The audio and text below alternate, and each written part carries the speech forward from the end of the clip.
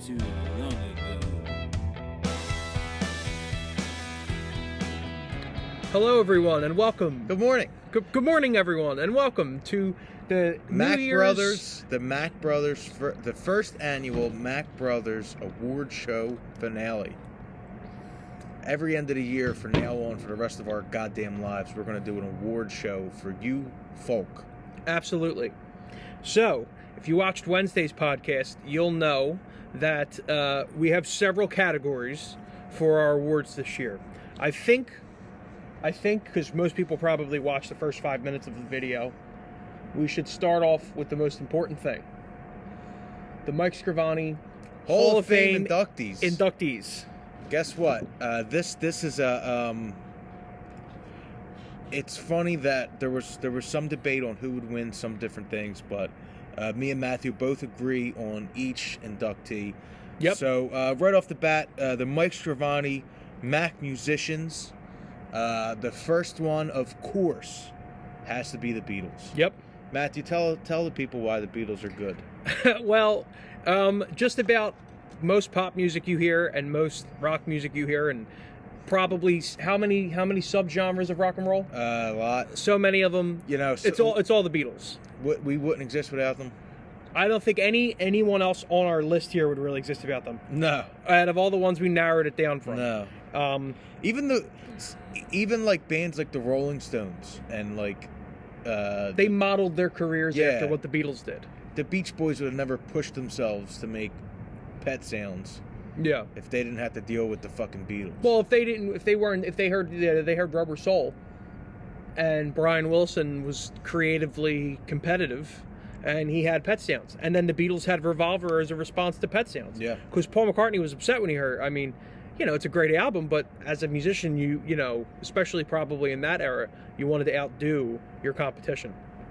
So that is our first pick. It's very apt that the first inductee for in our Mack musicians category is the Beatles. The Beatles. So number two, my favorite band of all time. We both agree. Number two, we should put in U2.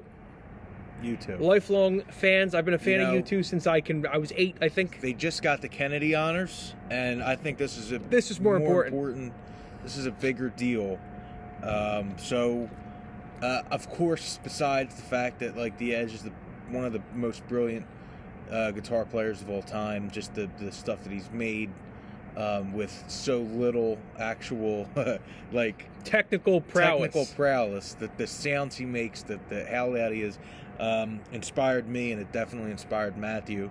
If you don't believe us, listen to 4th of July. But like the book their autobiography, U2 by U2, that came out around the time How to Dismantle It, but right before No Line on the Horizon, so like around 08, 07.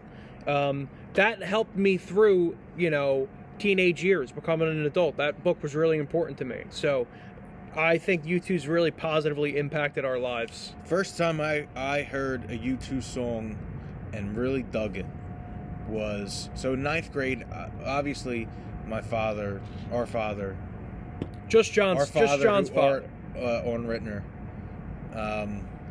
he would listen to U2 all the time, and he'd show us, but like it's hard to, you know, you don't want to think your parents are cool and have good tastes when you're a kid. So except for me, I was like, yeah, I love U2. In 9th grade, my teacher, Mr. Sidadini, showed the whole class Pride. That was your like induction? Yeah. To other people world. Talking about them. Yeah. And then I was like, this is cool, but like, you know, I'm still in 9th grade. I was listening, in all honesty, I was listening to Coldplay and Lil Wayne. Yeah. So I was a mixed What a combo. Dude. And then I'm on my way home from summer school in 10th grade. It's just me and my mother. And With or Without You's on the radio. And she's ready to change it. And I go, stop. Because there was something about the eerie guitar sound. Bono's low voice deep in that voice. song. And I think to this day I model how I sing a lot of stuff. Where you start low, you go high, you end with a huge bang. That's like how I write songs. And I think it's because of With or Without You and U2. So they are the Mike Scravani, Mack musician, Hall of Fame inductees, the Beatles, and U2, of course. All right, so moving on to the next section of our Hall of Fame. We have 3 categories. First is Mack musicians. The second is people of prominence. This is really anyone that has an influence on me and John that we want to recognize in any manner that's not a musician. In the public eye, though. In the public eye. So first, I'll go a little bit more on the political spectrum. Our first inductee, people of prominence, is Bernie Sanders.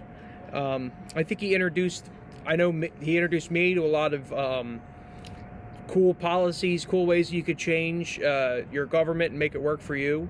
And he was a real inspiration. And actually, at the end of our song "Only Free," I caught the end of his concession speech. Is that still out right now? Yeah, it's on YouTube. Is it still? I thought it was. I think it's still on YouTube still. I thought we put it private.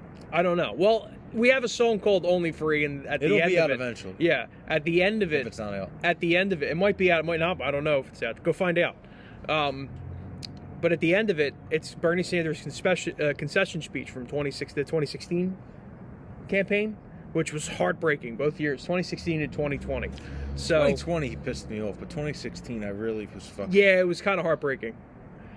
Both years were upsetting, but on a more positive light, it exposed me, and I'm sure a lot of other people my age, to progressive politics, but not, in a way that's like a corporate kind of way. It really rallied the troops. Grassroots. It rallied the troops in my stomach and Matthew's. And Bernie Sanders is our first person of or prominence. People of prominence in the Mack Brothers Hall of Fame. John, who's next? Just as important politically, to me at least, definitely shaped the way I think about everything. I thought of a better one, but we're just going to go with what we have now. You want to go on the spot? Why not? On the spot, George Carlin. Yes! That's crazy. It was going to be somebody else. That's crazy. Well, me and Matthew forgot about him until just now. Oh my God, that fucking blew me away. Me and Matthew were both... We can do a whole episode about him. I was 14 in this summer when I was 14. I just turned 14, and Matthew was 11. Yep. And it's summer, and we're up till 4 in the morning. And I think our parents just got HBO, and we're watching it in our bedroom. And George Carlin's 2008 special. It's all bullshit. It's all bullshit. That's what we're watching. On. And it shaped our minds. That's my favorite stand-up special of all time. It's so good. It's my favorite. Every line is I can't perfect. believe we just thought of it now. Like, that's a save. Now. That was a save. Yeah. That you could only make. The joke was going to be political, blah blah blah, and it was going to be Tim and Eric. Who will make it next year, I'm sure. But maybe if we expand, now, you got us baby steps, and you don't get the Carlin. Tim and Eric without Carlin. So Carlin, who shaped our lives in a bunch of ways. Oh my God! Wow, so many ways. All right, so to wrap it up, our final inductee. This is the Mack Mafia inductee. This is someone in our circle. Might not be our closest inner circle, but someone in our circle that influenced us, taught us, helped us along the way, all of that. Richard King the third. Rich King. What a one. Middle name the. One of those people you meet and you're instantly at ease with. Yep. As an artist, you feel like you can work with them and they'll work with you. Background: Rich King is a studio, an audio engineer, who literally had to explain to us our first studio time, like who we were. Probably taught us more about. He taught us more about the studio aspect, how to record aspect, than anyone even ever tried. And we were paying him, but he did so much stuff for us that was. To be fair, we were underpaying him. By probably a lot. He came to our house one year and did an EP for us for like pennies on the dollar. The Marconi EP. That's Rich King. 1940s. The mix, and it's a great mix. Actually, who didn't Drew Raisin master that? No, I don't think so. Oh, so the mix that Rich did was fucking excellent. It's all Rich. It was all Rich. The whole mixing thing. We gave some notes but like he really took care of us and told us what a good mix sounds like, and then someone mastered it. Yeah, I forget exactly who mastered it, but this isn't about them. This is about Rich King. Rich King is one of the best mix engineers I've ever met, or maybe the best. He's the best one we ever met. I don't know. He's one of the best. He's one of the best people we've ever met. He's a really nice guy. He's a great person. Congratulations, Rich. If he's still right now at this moment still looking for clients and looking for people, hit Rich up. Yeah, he's a great 100%. Guy. And if not, just become friends with him, follow him, figure out what he's doing. So the Mike Scravani Hall of Fame inductees. The class of 2022. The Beatles, U2, George Carlin, Bernie Sanders, and Rich King the third. Yep. Congratulations to all of them. I feel like this is a good time to talk about our sponsor. Yes. So, I don't know, it's dark out here. Let me say why it's dark out here. Because I forgot all the recording equipment at my house. We're at our grandmother's house. We're on the deck. We got sand in the back. It's a nice setting, but I don't know how it's going to sound because we're outside and I forgot all the microphones and everything like that. So hopefully you can see this. It looks like you can. I could probably get it a little probably closer. Here. Let me see if I can provide some light. There we go. There we go. So we're going to be doing a taste test for our sponsor today, League Island Brewing Club. I was going to say who's our sponsor for this? League Island Brewing Club, which their link will be in our description. They're the sponsor of the pod. If you like independent beer, if you like delicious porter, we got the porter we're taste testing today. Is that what we're taste testing? Yeah, the last one we had was the summer wheat, I believe, and it was fucking fantastic. Now, is it wheat or wheat? Oh, wheat. Okay. It's wheat because we're in South Philly. How you doing? So we're gonna taste test this puppy today. You can tell it gives us big bottles that you have to return. Big bottles. Make sure you return them. This is how you pour. Tilt that cup. Elevate. There you go. Let's get it on camera. There you go. All right. I think. Somebody wanted to make a cameo. That's our neighbor Prick. All right. So, hold on. Oh, we got more. This is how you have. One is two. You get basically 2 for 1. Yep. All right, so what are we're drinking the porter, right? This is porter, 7% alcohol, League Island Brewing Club taste test. All right, my first time. Matthew's. Cheers. Unbelievable. Oh, that's really good. Unbelievable. You can't say enough about these fucking guys. That's family to be fair, owned. you've been drinking it for a while. It's the first time I've had the porter. Yeah. That's really good. Look at this week. He has a Vegeta Train Insane shirt on. I know. And he's cold. I'm a loser now. Yeah. But you know what though? He's a loser. I'm never too cold to drink some League Island Brewing Club. Delicious porter. Okay. Back to the Hall of Fame. While we sip our delicious porter. Our award show. Me and John, I think this might be our most exciting. Do we want to end with this? I think we should end with this. Yes, let's end with negativity. Let's go with our winners of the year. Let's go with our favorite discovery of the year. So to qualify, it has to be. It doesn't matter when you came out. Any decade. What artist? Whoever, wherever, whenever. But we had to find out about you this year, 2022. So here's the nominees. Our top 5. Number 1, Ginger Root. You say that second name too. Number 2, Cassiopeia. Number 3, Japanese Breakfast. Number 4, Marlon Williams. And number 5, Paul Cathan. All right, so without further ado, the drummer of the band. The winner goes to Ginger Root.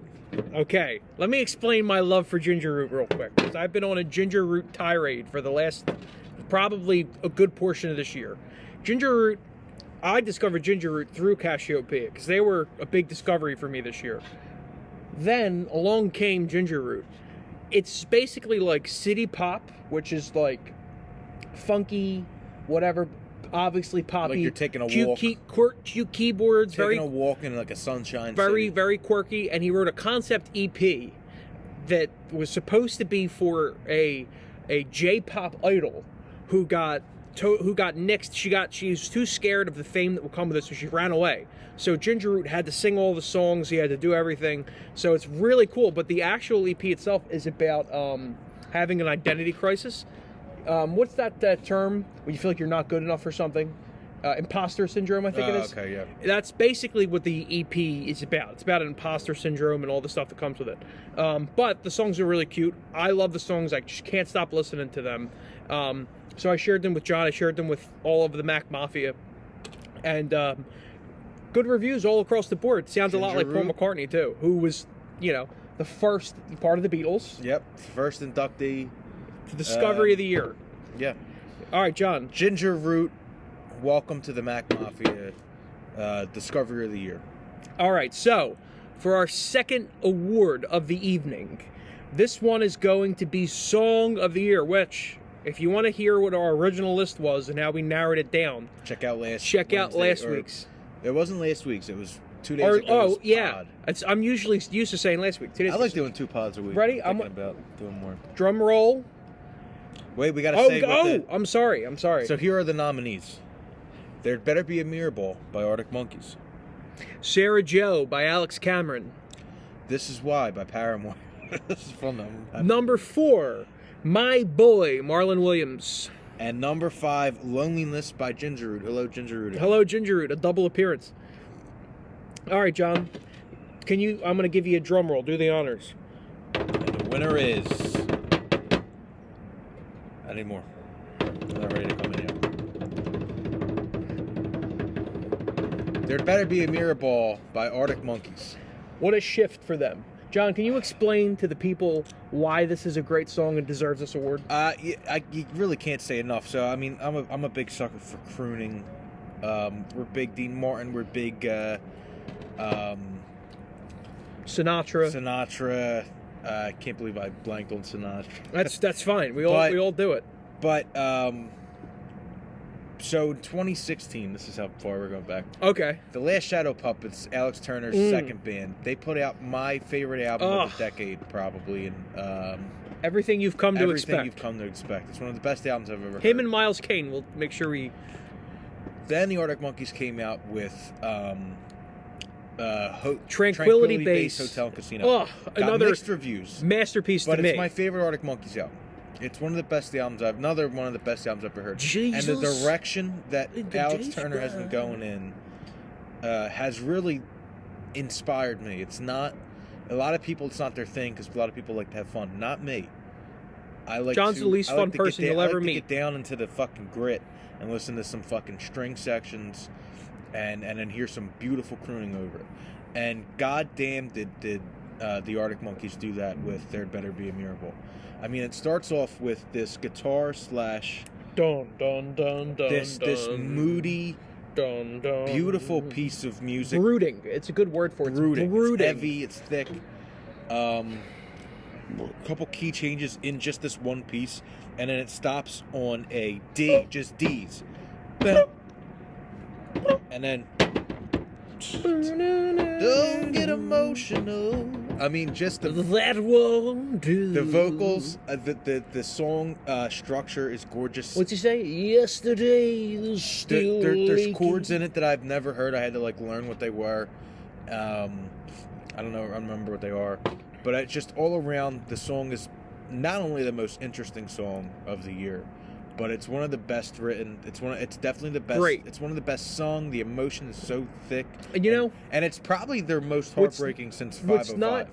What I don't think it's appreciated enough in the Grammys or whatever other award shows are out there that are clearly inferior to our award show. Yeah. Change. Yeah. Reinventing yourself. Yep. If you notice the Beatles, U2, as far as what our music is it's all different. The Beatles change over their career. U2 changes over their career. Arctic Monkeys is one of my favorite bands because you listen to them in the beginning, they don't sound like they do now. Not even close. Because they're different people. Yeah. I don't like formulas. I don't like, oh, well, we're going to write the same song we wrote 15 times. Yeah, this ain't no AC/DC. This is a prime example. Get the fuck out of here, AC/DC. Yeah, get out of here. You motherfuckers. Get out of here, AC/DC. I don't want to hear you anymore. We're Arctic Monkeys, guys. Yeah, we're Arctic changing Monkeys. up every album. Yeah, that's right. There better be a Mirror Ball. Song of the year. Fantastic song. And it was close. Thank God Are we still good? We're still recording. Sorry, my screensaver turned on. I didn't know how to handle that. Good songs. There were still it was close. Sarah Joe and Sarah Joe's the runner. Oh, we should say our runner-ups real quick for the first two awards. Runner-up is Paul Cathan for Favorite Discovery. Cocaine Country Dancing. Great song. Just phenomenal. He's probably my favorite country artist right now. Besides, maybe next year. Runner-up. For Song of the Year, Sarah Joe by Alex Cameron. Gorgeous, fun, great song, poppy song with actual meaning. And is there any other song about family? Is there any other funner song about not taking responsibility? No, it's phenomenal. All right, we have two sections left. Our next section of our award show is and maybe the most prestigious, at least to us, Artist of the Year. Yes. Now, this one is a little different than the other two. We are going to have a live discussion on who should win Artist of the Year. We didn't decide yet who wins. So we'll go through the nominees. Number one. Because we're better than real award shows. When do you have the presenters actually debate who should win? Yeah, you can see what we... Get the fuck out of here. I hope I don't get a call from the representatives, though, in the middle of this. Artist of the Year candidates. Only one can win. Number one, Arctic Monkeys. Number two, Alex Cameron. Number three, Alvvays. Number four, Dr. Dog. Number five, Paramore. So I think we can eliminate Paramore. They put out 2 singles. Yeah. The reason I put them on there is because both singles are really good. Yeah. And this is why is one of the songs of the year. Yeah. But they didn't put out an album like the other 4. Now, Dr. Dog. Explain why they're on the list. Dr. Dog didn't put out an original a song that was written in 2022. They actually did solo stuff, by the way. Really? Toby put out a solo album that's only on Bandcamp, which is fucking counterproductive, but he did it. And it's okay. But they're artists. Dr. Dog is a magical band from Philly, and especially live. And in 2022, they put out 4 live albums that are both about 2 hours apiece. So they put out about 8 hours of live music in 2022, and it was from their tour from 2022, which I was a part of in Philly. I forget, was it the Fillmore? I don't remember. But they don't remember either. I mean, there's a lot of songs on there that I never heard live before. There's a lot of songs that that I've heard live, but they're not on Spotify. You know including what? Fat Dog. I got a good. This year was a big flex, because I think, to me, out of all the bands I've seen live, they're definitely top 3 as far as how great they are live. So tight. The guitar works great. Their set lists are put together immaculately. Set lists are put together excellent. And they put out, just some of the best songs. They're South Philly Beatles. Or no, they're not from South Philly. They're the Philly Beatles. Philadelphia They're like Beatles. the Philly Beatles, yeah. So that's why they're nominated. Always put out Blue Rev, which if you look at Pitchfork, it would probably win Artist of the Year. If you go by probably Artist of the Decade. Yeah, if you go by Pitchfork, they were like. And the next 8 years haven't happened There's notes yet. of Adele and Whitney Houston, and then they were also like, you hear a lot of Joy Division, but Pitchfork, besides the fact that they're crazy, always put out a fucking great album. They did this year. And every album they put out is fucking great. Yep. Their debut album is maybe my top 5 favorite debut albums ever. That album's great. For a debut album? For a debut album, that's great. It's like really, you look at debut albums, it's like Oasis, Arctic Monkeys, The Strokes, and then Always. I would put no, you said Oasis, never mind. Yeah, definitely maybe my favorite debut album ever. I don't think anything ever beat it. It's tied for me with It's really fucking tough, yeah. And also the Killers' debut album, Hot Fuss, is Hot Fuss. Hot Fuss is great. I actually might like... If the Kings of Leon's second album was their debut album, I would put that in there with it, too. Kings of Leon debut album is really good. Youth and Young Manhood's a great album. Well, anyway, Always had an yes. amazing... And then their follow-up... what's their follow-up called? Anti-Socialites? Oh, that's the album. That was the second album? That's the second Yeah. album.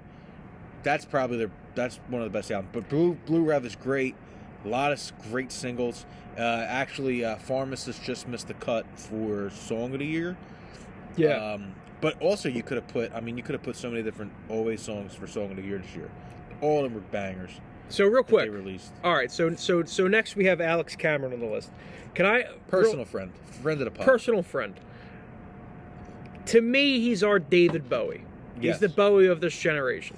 And when you put out songs like Sarah Joe, and John has a real sweet spot for K-Hole. I like K-Hole. That's on his new album that he put out this year. We saw him this summer, right? We saw him when it was warm out at Johnny Brenda's. He did like 5 nights. He could have done more nights, but he's a fucking killer live. Great. Roy Malloy is the fucking best. Oh, Alex Cameron, I love Roy. His lyrics are just you can't get better more introspective. Concept album 2, which had Brandon Flowers writing on it. It did, yeah. And doing background vocals. Yeah. I mean, this dude's a fucking superstar. He really is the David Bowie of our generation. And it's just a shame that no matter, even when you're on Bowie's level, if you're not fucking... He's the least popular person on this list. If your face ain't tattooed and you're not scratching your ass on camera, you're not going to get fucking wherever you know. Yeah. But the strength of your ideas is not as... He's a fucking gem. Okay. You can't say enough So, about last but not least, Arctic Monkeys. Yeah. They I mean, I feel like we covered a lot of why they're so great when we were discussing There Better Be a Mirror Ball. But I feel like they really broke their mold this year. Different time signatures they tried out. Different types of songwriting they tried out. Yeah. They reunited with Owen Pallett this year. The strings on their latest album, The Car, is just fucking fantastic. I also like that the album's called The Car. And they mentioned The Car a lot. It's not a concept album like Tranquility was, but there's a lot of mentions of The Car. There's a song called The Car. The album's called The Car. The song called The Car, it's just about a trip. It seems like it's hard to tell with some of his lyrics, in all honesty. So, what they're fucking about. In summary, I have a favorite on this list for this year's Artist of the Year, and I think I don't know what you're gonna think about it, but I think you might disagree with me. I think we might agree. My pick for Artist of the Year is Dr. Dog. Really? Yep. Really? Yep. Wow. They're never going to tour again. I don't know if they're putting out music again. I feel like they've earned Artist of the Year this year because it's the culmination Holy shit. It's the culmination of probably second to the Arctic Monkeys, the best collection of music on this list. And you could even make a case that they could be tied at certain times. As far as at least how much I've listened to them, I've probably listened to them just as much as the Arctic Monkeys. They put out 4 live albums this year. I think they're the strongest live band on the list. Their songwriting is either tied or second as far as in general to the Arctic Monkeys. Wow. And I'm a really big Dr. Dog mark. Yeah. And for me, I think I don't even know if they're together anymore, but I feel like just on the strength of everything in their history and basically flexing and putting out 4 live albums in a year is very impressive. Yeah. 4 nights in a row. I'm going to go with Dr. Dog. I think it'd be very easy. Think about this. They did 4 nights in a row. All different songs. All different songs. And they're all fucking great. You listen to it front to back and it's so crazy how each song could be so perfect as the record, but gives you a whole different feel. Now, I feel like I can be swayed, and I feel like for me, if I had to subtract, I wouldn't consider Paramore. They're not. I don't consider them. I wouldn't. I think we just needed a 5th. I wouldn't consider. I probably wouldn't consider Alvvays, unfortunately. Yeah. I just like Alex Cameron and Arctic Monkeys album better than their album they put out this year. Yeah. I could probably be swayed for Arctic Monkeys or Alex Cameron if your stance on them is good enough. I was going to go with Alex Cameron. Explain. I just think when you look at the level of songwriting on that album, the fact that he was a tour hound. I never hurt nobody. I mean, besides Sarah Joe and like K-Hole and what was the other one? Best Life. I love Best Life. Which is a fucking incredible song. There's a song, the name's escaping me right now. Hold the Line. Hold the Line. I love that song. It is one of the best songs. It's about pill addiction. It's fucking awesome. I love that song. But Matthew, you might have swayed me because we might Oxy Music. Oxy Music is Hold the Line. Hold the Line. I love the song Hold the Line. Prescription Refill. That's a great song. Breakdown. I like Breakdown too. Breakdown. Dead Eyes is a great song. It's a good album. Oxy Music. It's a fucking wild one. Cancel Culture has a beautiful melody. Beautiful chorus. This is my second favorite band album from him, other than Force Jumping Witness. the Shark? I like What's your third favorite album? Jump It. What? So it's your third favorite album? No, my second favorite album is Oxy Music. My first is Force Witness. Third is Jumping the Shark. Okay. Anyway. All right. So and Arctic Monkeys, I feel like every time they put out an album, they're Artist of the Year, except maybe this year, because it's one of my least favorite Arctic Monkeys albums, even though it's excellent. Well, I'm such a big fan of their music. It's like it's hard. Yeah, it's hard to say that a disappointing album for them is a great album for anyone. Yeah. But I re-listened to There Better Be a Miracle is my most listened to song. Yeah. Up there is Body Paint, and then are you talking about your Spotify list? Yeah. Let me pull mine up. But real quick, getting to the point. Yeah. So, I listen to those songs more than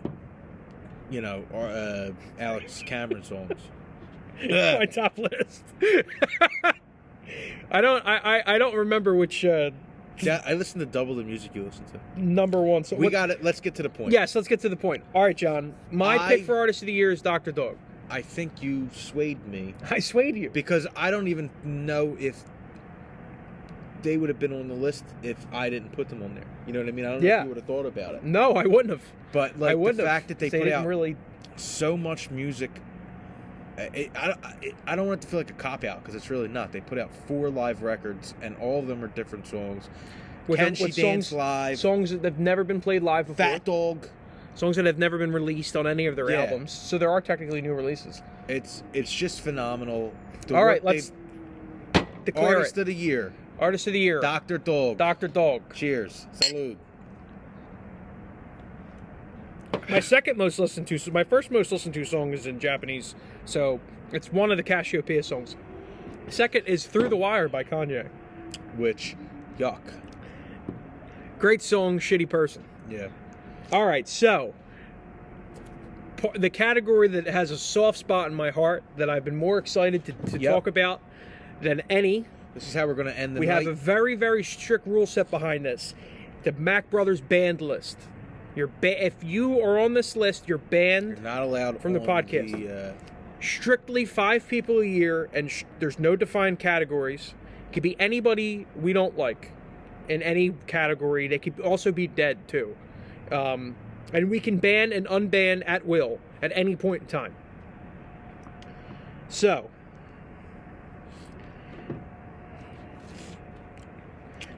let's save him for last. Yeah. All right. So, John, I think you should take the first 2. All right. So number 1, so like Matthew said, those people are not allowed on any platform that we support unless we deem it necessary. Unless we change our minds. Unless we change our minds. Unless we change our minds, they're not on any platform. She's driving. Sorry, my mother is being newsy. I lost my train of thought. Anyway. All right. First band artist on this list, 5 Finger Death Punch. Fuck them. Fuck them. They fucking stink. They're fucking corny. They're fucking. Long story short, I seen a cup in the fucking Ross, and it said, what did it say? It said "fuck pop," with a like a fucking. And it was like their logo. Crossbones. It's like their logo on the. It was badass. Crossbones on their fucking where the U would be. So it's F, crossbones CK, pop.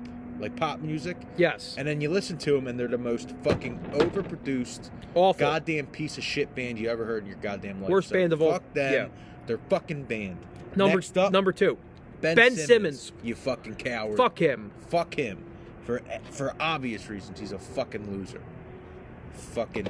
Next on the list, Marjorie Taylor Greene. Fuck you. Keep your stupid fucking racist, idiotic bullshit away from me. Yeah. And you're banned from the podcast. Yep. Where do we? Is this number 4? Yeah, Yes. number 4. Jordan Peterson and his whole entire family. Yeah, none of them. I'm sick of him, and I don't want any of that around me. Jordan Peterson, Fuck off. Suck it. What's the, from Succession? Fuck off. Fuck off. Logan Roy. Yeah. Logan Roy never banned. No one from the cast of Succession. Next. Never banned from the podcast. Next. Maroon 5. Oh, well, wait. Besides the bass player. He could come on whenever he wants. He's a sweet guy. I met him in Arlington. So, yeah, Maroon 5's good.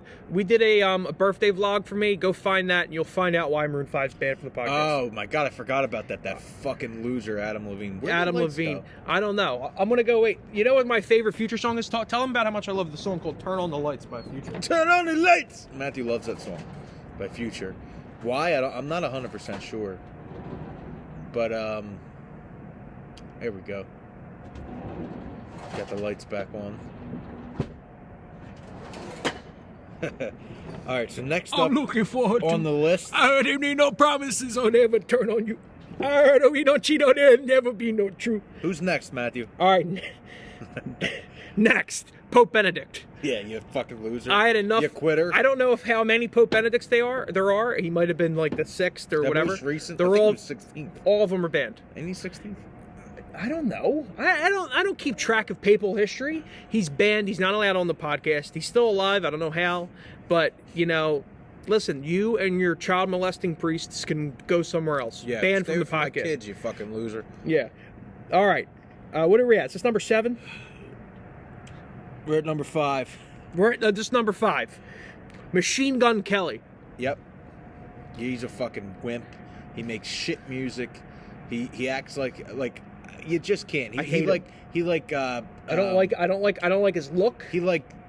I don't like his stance. Sid and Nance. What the fuck's that goddamn song called? We listened to his album. You know what? It's forgettable. That's why you don't atrocious. remember it. They listened to it on the podcast. We listened to the whole entire album. We reviewed it. It's terrible.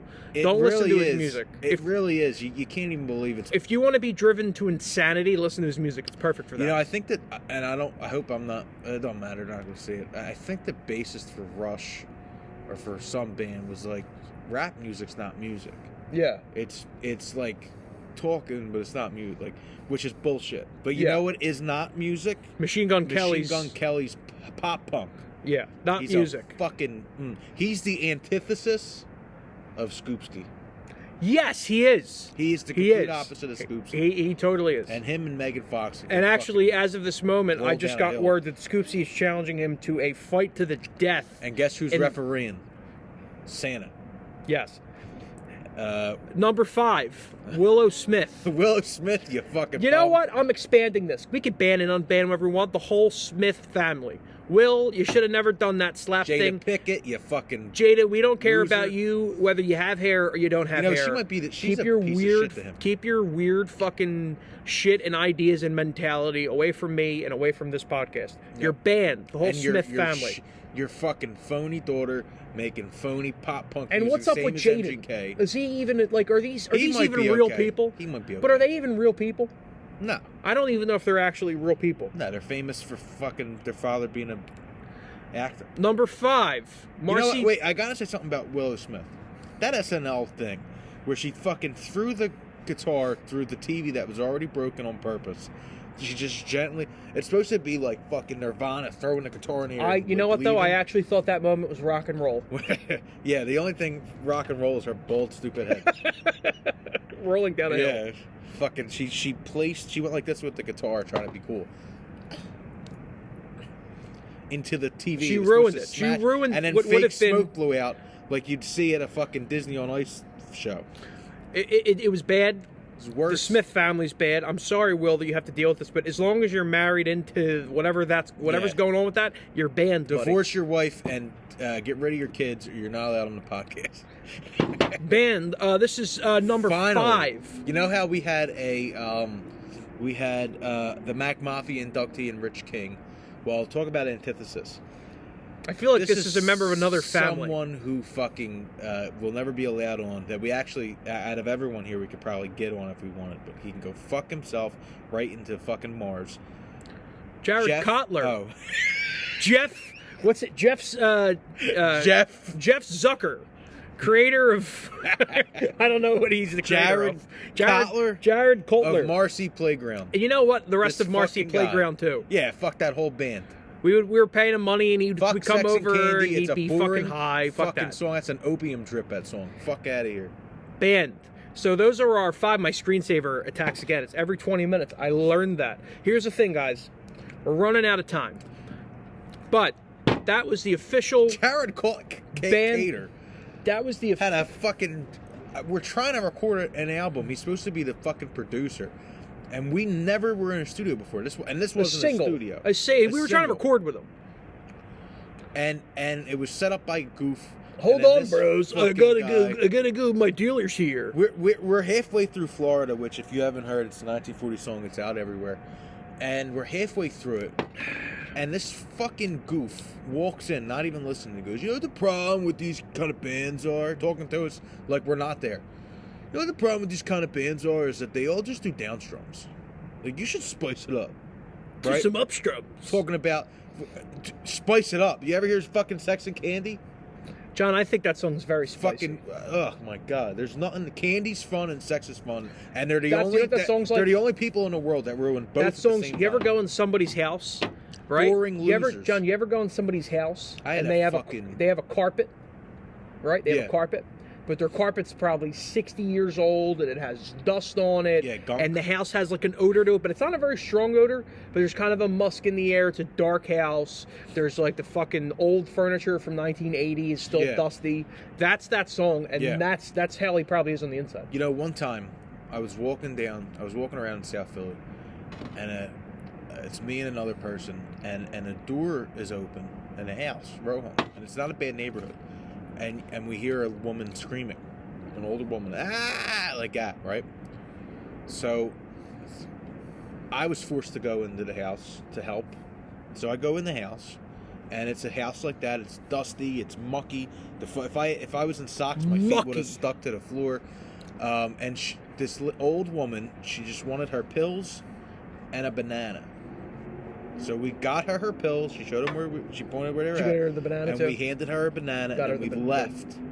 And let me say, that woman was way more fun than anything Marcy's Playground's ever done, anything Jared Coulter's ever done. They're boring, fucking mundane, fucking losers, all of them. Fuck them. Your band. Fuck you. That was the 5th person that on our band list.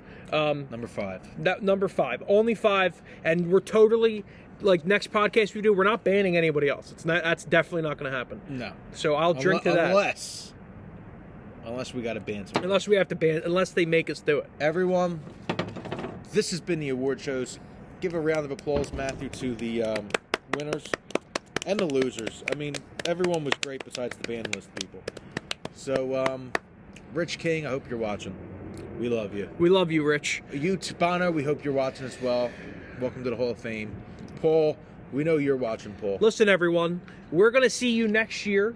We'll be back next Wednesday with another edition of the Mack Brothers podcast. I'm sure we're going to talk about this in, a little bit more detail. This year, let's reflect real quick. This year has been the funnest year for us, besides the fact that we haven't done a lot of shows.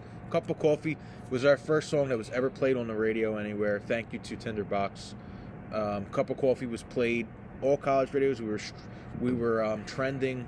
We beat out a lot of artists that we were a top 5, including Alex Cameron. We were a top 5 independent act, an unsigned act on the United States college radio charts for unsigned artists. And if we weren't poor, we would have kept that momentum going with 4th of July, but we were poor. We're poor. So, besides that, we Next put song. out 4th of July. 4th of July, Song of the Summer.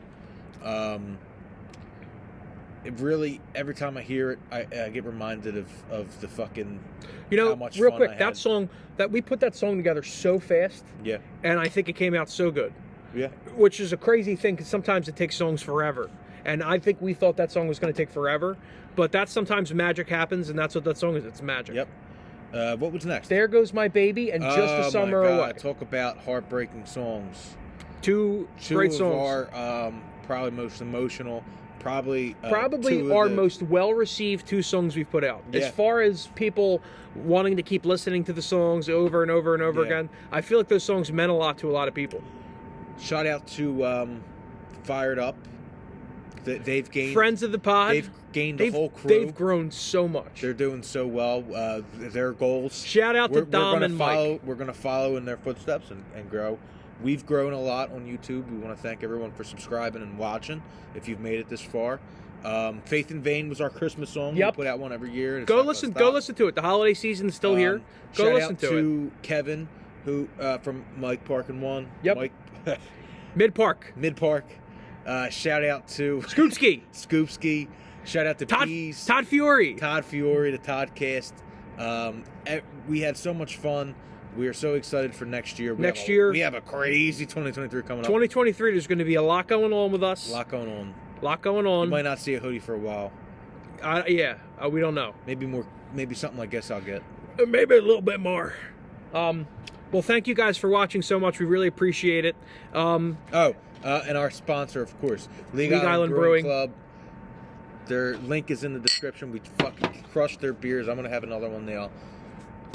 Everyone, thank you so much. Thank you so much. Happy New Year. Like and subscribe. Talk to you soon.